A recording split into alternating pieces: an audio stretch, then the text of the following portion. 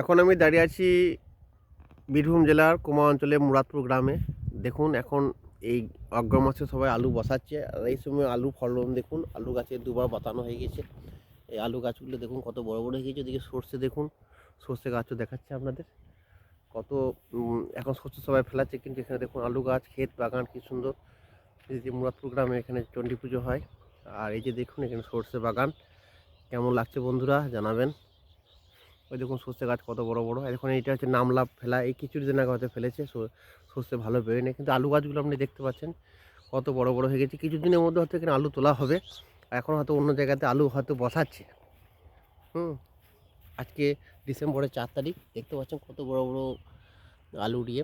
আর পাশেই নদী আছে, এখানে হচ্ছে বক্রেশ্বর নদী, ওই যে নদী আপনার দেখা যাচ্ছে।